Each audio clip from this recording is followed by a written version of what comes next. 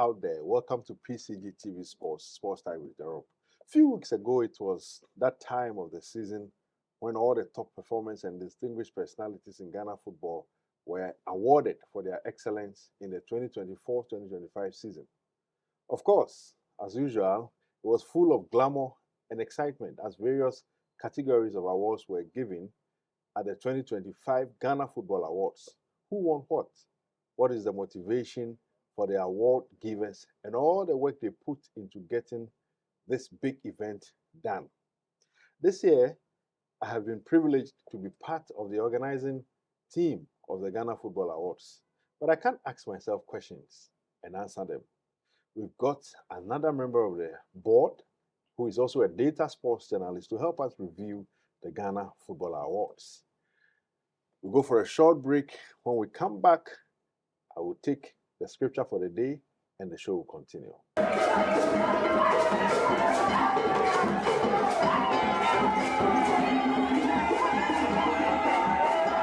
So welcome back.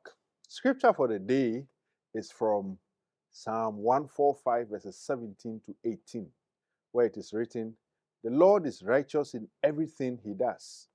He is filled with kindness. The Lord is close to all who call him. Yes, to all who call him in truth." That's our scripture for the day. We'll go for another break. When we come back, the show will continue.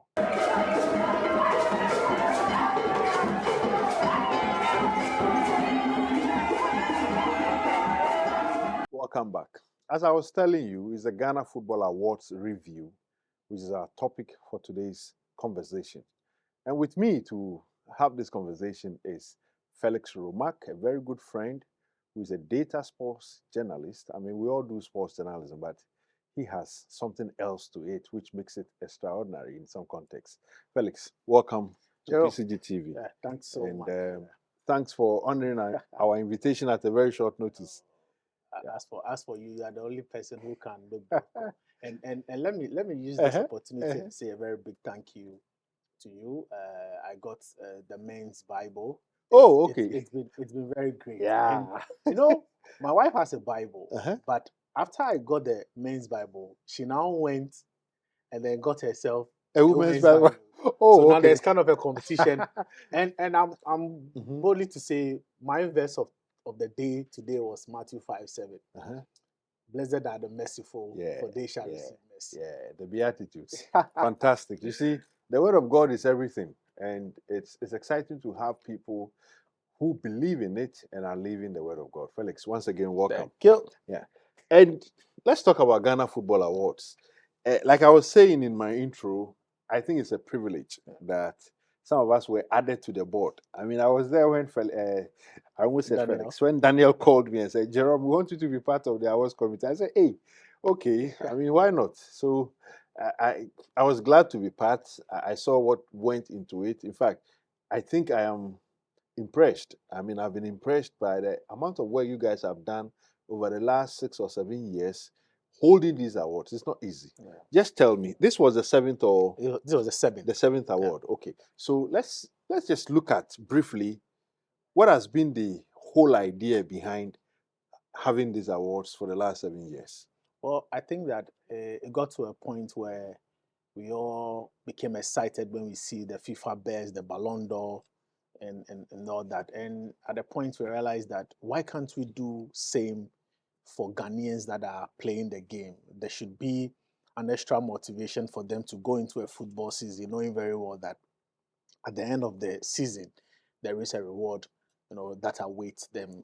And quite, sometimes when you want to start a project, you feel like, is this thing going to really fly? And I must say that we were quite impressed with what we saw in the first year of the awards. And everybody that mattered in Ghana football was there at the Marriott Hotel for the first edition. And we realized that we can't fail Ghanaians. We have to make sure that we maintain this particular awards. And for the time when COVID hit in, that was the only year we didn't organize award. That would have been the 8th. So this year would have been the 8th edition, if not for COVID. And I think that One thing I realized, especially from this year's award, is the fact that on the day of the award, it rained heavily in Accra. And you know, Ghanaians, sometimes when it rains, people have a change It of becomes mind. Yes, an but excuse to yeah, just it was overwhelming to see that the whole auditorium was occupied. people And that is defy when we the realized rains that to be there. Ghanaians have really bought into the The idea. idea. And Yeah. I'm happy that, you know, if you look at the composition of the board, it's not as if we are paying the board money to join. And I'm very happy that, you know, Odro and Carl Tufo, when Odro said, oh, I think one member would be busy, can we get Jerome? But then Carl was like, oh, as for Jerome, dear. So, and even at times when you haven't been at meetings, you've joined via Zoom. And I think that your contribution has also been very helpful for us to execute one of the best events we've had this year. Sure. We thank God. But so tell me, who were the big winners? I mean, I know there were a lot of categories. I mean, maybe you can take us through the top categories or the highlights of the categories, and then we look at who the big winners were. So we had 20 categories. Okay. And out of the 20, there were categories that were decided by the board and awarded by the board. Okay. So we had the football for good, where we feel that, you know, there are a lot of Ghanaian players that are currently playing, and they are doing a lot with their time, their image, and their resources. So we feel that it is time to appreciate what they do for their communities. And you look at somebody like Tariq Lamte, he's been doing quite a lot for the communities, organizing football competition, donating boots and jerseys and all that. Thomas Partey equally has been doing same every year. There are a lot of Ghanaian players who have been doing that. Some of the players, they don't want to talk about it, but we also feel that do whatever you think you are doing. We will chase you, look at the stories, and then award you. So this time around, we introduced the Football for Good, which was won by Thomas Partey and Tariq Lamte. And then we had the Football Impact. It used to be Thumbs Up, but we feel that Thumbs Up is so common. Why don't? Because if you look at the winners of the award, they have been very impactful when it comes to Ghana football. So Malta Guinness for what they are doing for women's football, KGL, they've been doing quite for youth and even for Ghana football. So we awarded them on that night. And then one of the topmost award was the Living Legend. Okay. Yes, and we awarded Ken Bediako. Ken Bediako and Harizako, and then Herbert, and then the former boss. Herbert, yes, Herbert Mensah. And you know, if you take Harry out, there's one line that runs through Ken and Herbert. They are all Kotoko people. Harry is a phobia. I mean, House of Folk man, one of the best leaders House of Folk. I mean, I've had in the last, 2 decades or more. They call him the Millennium Chairman. Okay. And I think that I was very emotional when I saw, if you look at Ken Bediako, you know, for some of us that have been chasing everything, Ghana football, Ghana Premier League, you look at people that collect factual data on the league. We just have a few, probably myself, Mo Shaban. But if you look at what Ken Bediako have done with Ghana football, written a whole book, documented it, given us factual data on, and even with it at this time, if you look at the current technology, he wasn't privileged to technology. There was nothing like that. I have had the opportunity of working with him. In fact, he gave me my job at Kotoko. I mean, the job I did for Kotoko, it was on the back of Ken Bediako's recommendation. He actually signed your appointment letter.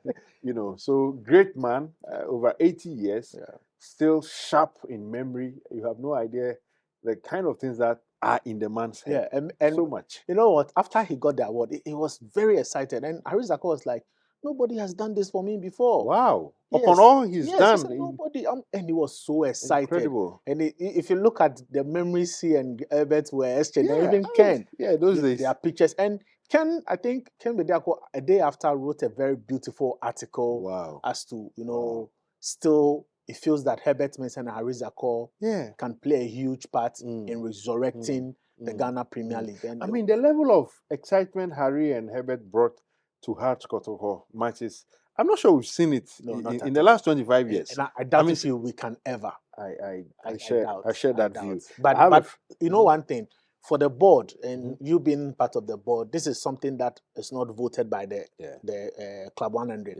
The board decided that we need to celebrate these living legends before they pass away. Of course, and I'm happy that the board took the decision that let's award these two administrators and then a fine Great. journalist and a writer in Ken Great. Bediako. I mean, that aspect of the awards, it's a brilliant one because you see, you are not looking at just the performance on the field, you're also looking at those who have been managing whoever is on the field.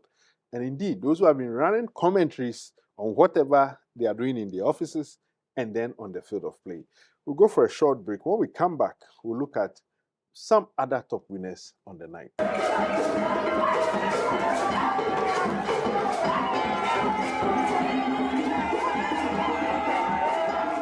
Welcome back.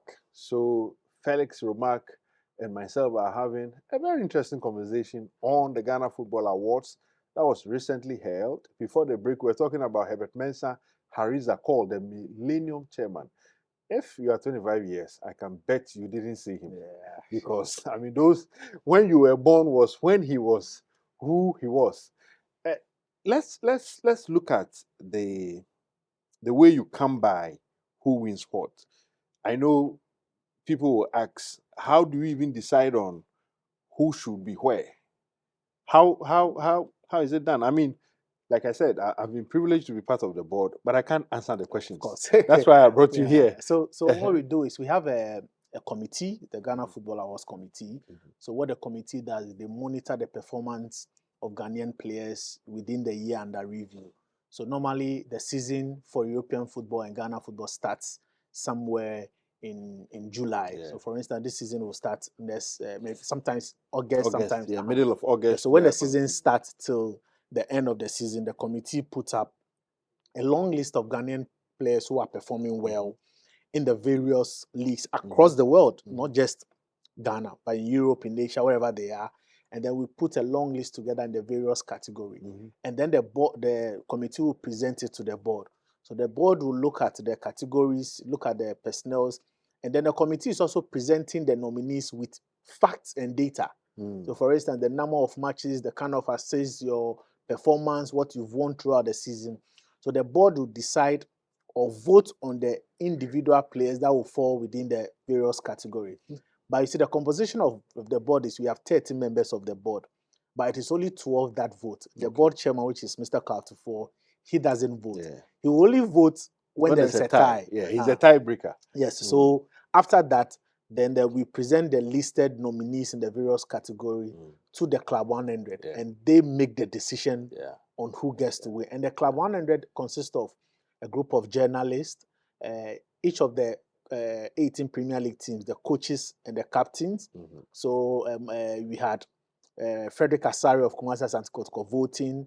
We had what's the name? The coach, the head coach, Karim Zito also voting. We had Jordan Ayew voting as Blasters captain. So the national team coaches and captain as well are part of there. And then PFAG has one vote.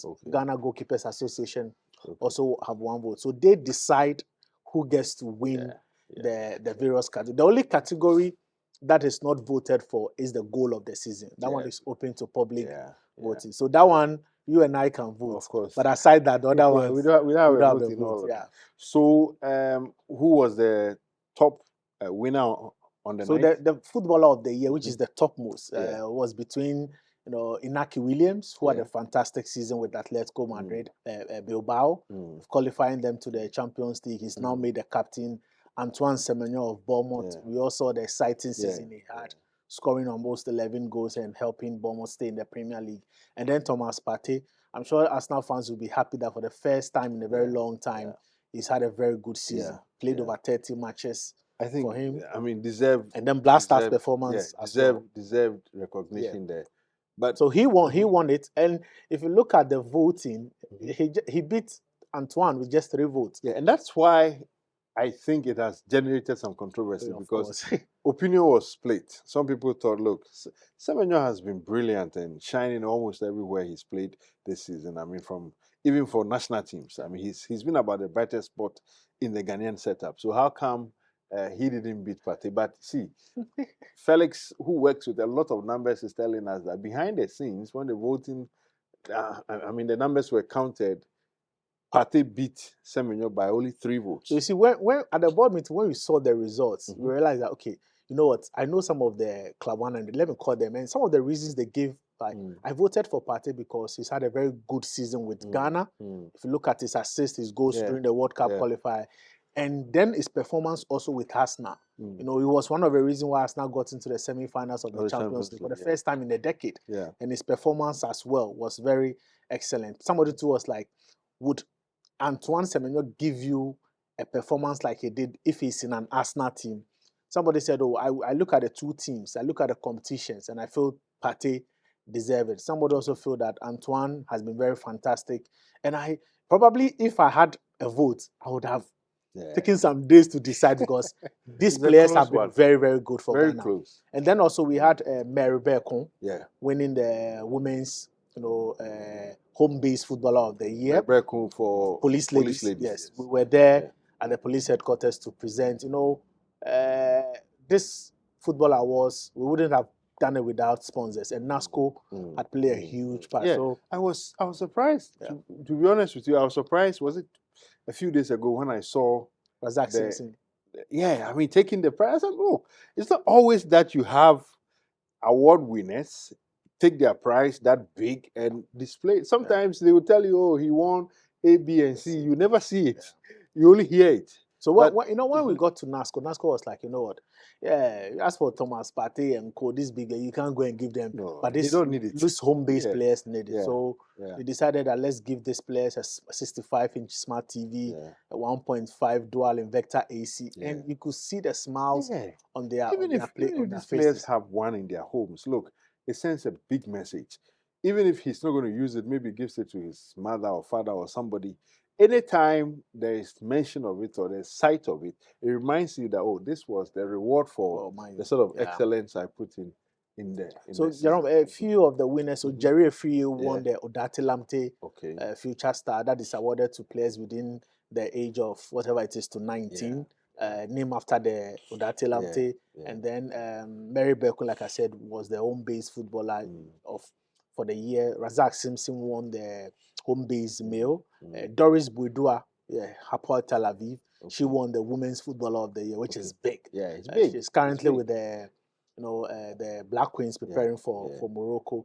But one unique thing, if you look at somebody like Mary Berkon is 36 years, and for her to lead, that's a bit unusual. I mean, to have a woman of that age still playing at the top level like that. We all talk about Ronaldo being 40 and still playing, but to have Berkon still playing at that level, and I was very, very happy yesterday when we met with DCOP Lydia Donko, is the director of CID. She was like, Mary, you are not quitting. You have to go to the WAFU Zone B Champions League, win and qualify the team to the CAF Women's Champions League. So things like this motivate the players, and we are happy that this year's event went well. Who was the best coach? Best coach was given to your very good friend James Kwesi Appiah. James Kwesi Appiah, I mean, had a very good season. But that was a bit of also it generated some controversy. Some people thought that, look, I mean, yes, he may have done well with Sudan, guiding them to their the AFCON qualification, and also steering them very well in the World Cup. But people thought, no, why not a local coach here, like maybe from Promans or somebody else, winning the Ghana Premier League? But Kwesi Appiah. You see, Jerome, it's a Ghana Football Awards. If you are awarding Partey and Co who are playing in Europe, we should also reward Ghanaian coaches who are coaching. You know, the truth is, and this came up at the board meeting, if we had more Ghanaian coaches coaching outside the shores of Ghana, we could have gotten a category for best Ghanaian foreign coach or best local base. But we can also say that for everything Kwesi Appiah had done for Sudan, we can award him. And sometimes it's also a push for local base. Hey, I've been put in the same category as Kwesi Appiah. It means that I have been good. Let me strive to achieve more. Great. Well, still talking about the Ghana Football Awards, and with me is Felix Romack, who is a data sports journalist and also a board member of the awards committee. We'll go for another break. When we come back, we'll wrap up the show with Felix.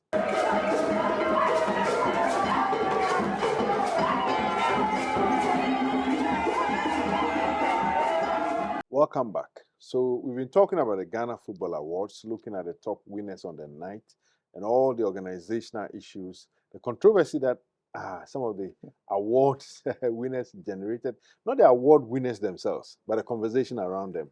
Felix, let's look at, so where do we go from here? I mean, that of 2025 has been done. We are looking at 2026. But are there any issues that you think that, I mean, the public, it's worth sharing with the public concerning the awards organization, the winners, or just anything that? Well, I think that for every award scheme, you sometimes hear a little bit of controversies, and you want to improve on that. We've received it quite well, and we're trying to work on that. There's been some categories that we have to rename or look at who and who gets into that category. But one thing about the Ghana Football Awards, it's not just an awards now where we gather.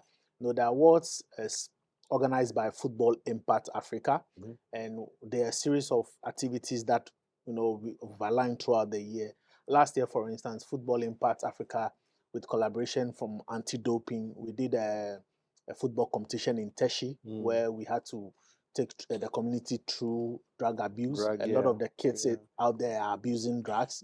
So we brought in anti-doping, Ghana Health Service, and then the Ministry of Youth and Sports. I think that's one extraordinary part of this award scheme, because you don't usually hear award schemes do anything outside of what they do on the event night. But this is something that goes beyond what we see on the platform. They're going into the communities and working with the people there. Last year was massive, and we still want to do that again. Football Impact Africa want to.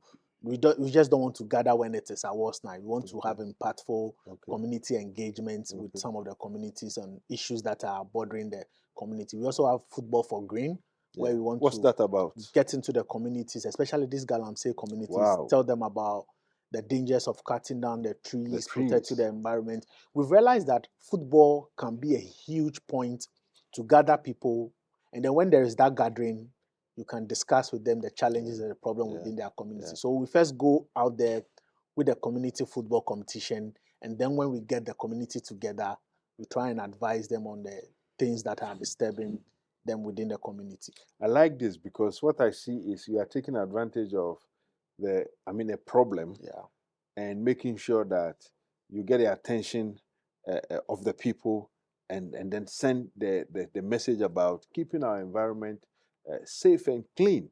A lot of things are happening to our environments, which it doesn't bode well for our future. So Ghana Football Awards, taking advantage of that, it's a positive step. But how do you sustain what you are doing within, an economy or a business environment where a lot of things are not favorable? Well, it's been difficult, and I must say that's why I'm very, very happy this year. We got some sponsors on board. Safari Valley, they've been very, very helpful for the past 4 seasons. Shell Ghana, NASCO, Accra Luxury Apartment as well. When you live in an ecosystem where football hasn't for some time now gotten the good name, it is difficult for brands to come on board. But you see, sometimes the brands would also look at what you've done previously with the award, and I think that we are on the right path. We've done quite well in the last 6 years, and that is the reason why you get all this top sponsors coming on board. And sometimes you also look at even the composition of the board. If you have somebody like Jerome on the sometimes it's very important. There are very big people on the board, so that also can attract some of us. Can attract people to come and help. And I'm very, very helpful. It's been very, very helpful to the award scheme, because getting artists to perform, getting the hall itself, that's a lot of live streaming of it on DSTV, on other networks. Even the promos that are done before the awards. And that is why we are always grateful for sponsors. Whichever way, they are little support, huge support. We couldn't have done this without them, and a massive support to you and the board as well. So the Ghana Football Awards 2025 is the subject for our conversation today. A lot of things have happened there, and you and I will attest to the fact that so much has been happening in our football. We are not going to leave you without Felix telling us about the Ghana Premier League. Just a few minutes to end the show. Yes, he may not have come here for the Ghana Premier League, but then he's someone who follows the Ghana Premier League very well. Compiling lots of data on it. Felix, just one question for you before we go. Were you surprised that BBN Gold Stars won this season's competition? Not at all. I wasn't. Why? I think that, one thing about the Ghana Premier League, I've always been saying this: if you want to win, you beat your title contenders, and then you make your home a fortress. And they did that at the Dens Park. They took points of a lot of the teams they were challenging the title with, and I'm very, very proud to say that they deserve it. And if you look at BBN Eagle Stars, they got into the league about 3 seasons ago. If you look at Samatex, they won it last year. They got into the league 2 seasons ago. If you look at Nations FC, look at what they did. They almost won the league, if not for what happened at Lasake Oli Stars. It tells you that the gap between the Division 1 club and the Premier League club is closing, especially for teams that are qualifying from Zone 3 and Zone 2. So what is it with those 2 zones that is making, showing a certain trend? It is because those zones are very competitive. In fact, I even feel they are more competitive than the league because, one, there's a lot of talent there. Secondly, there is sponsorship as well. Access Bank is sponsoring, so it becomes very competitive. And if you look at what they are doing, a lot of the Division 1 clubs that are playing the Division 1 league have proper structures than even Premier League teams. And if you look at look at Hoho United, for instance. If you look at how do you call it, Stradro All Blacks. Before Vision came to the Premier, you understand? I think they were better organized than a lot of our Premier League teams. And you can say same for Stradro All Blacks. Look at Hoho United. Jerome, I can tell you for a fact that Hoho United are making a lot of money from gate proceeds than more than 70% of the Premier League clubs. How is that true? It is always fully packed. Wow. Yes, fully packed. I have watched one game this season, and sometimes I even see a lot of videos and pictures from Moshaban. You look at, and they are not charging much at gates. 10 cedis, 20 cedis, and it is fully packed. So if they are making about 10,000 cedis even on match days, imagine they qualifying into the Premier League. I can imagine what is going to happen when the new league season opens sometime, is it September or so, and you have Hohoi, Hasselhoff, Hohoi United, Hasselhoff, or Hohoi United, Kotoko. Or you could have the Volta Derby. Pando Heart of Lions and Hohoi United. Let's not even talk about Has and Kotoko. There's a derby there, the Volta Derby, and we look forward to the Ghana Football Association maybe thinking around some of these matches and creating some buzz out of it. It's going to be big. So if you put the winners, that is BBN goes aside, what of the relegation? Instratraman left the league midway, but were you surprised that Legon Cities eventually had to? I wasn't. If you look at the last 2 seasons, they've gotten to a point where they were struggling. And I think that aside that, administratively, those in charge of the team probably gave up on the team. And it's quite tough to see them go down. I wasn't surprised. Accra Lions? That is where the surprise is. Because for a team that finished 4th the previous season, and then Lothar Matthäus coming in, putting in money, and all of a sudden they've gone down. It saddens me because if I look at teams that play with identity in the Ghana Premier League, we all can see a style of play when it comes to Accra Lions. But I hope that they come back as quickly as possible. For Legon City, they will have to go to the Zone 1, Division 1, Zone 1A, where they came from as Wow Stars. And I don't know how they will want to go do that. But and if you look at how the season has gone, I think there's a lot to work on. I didn't like the pole issue. I didn't like what happened between nations, and so the FA has a lot of work to the Holy Stars issue. But I'm hoping that we all learn from it and make sure that next season we actually implement those protocols that was put up after the death of Nana Pole. Well, that's Felix Romac there. Very good commentator on Ghana Premier League. He's one of the best voices on our league competition. Here, initially talking about the Ghana Football Awards, and then me taking some thoughts from him on the Ghana Premier League. This is where we draw the curtains on Pcgtv Sports Time with Jerome, where we say, in thy light, there is light. See you again next week. Goodbye.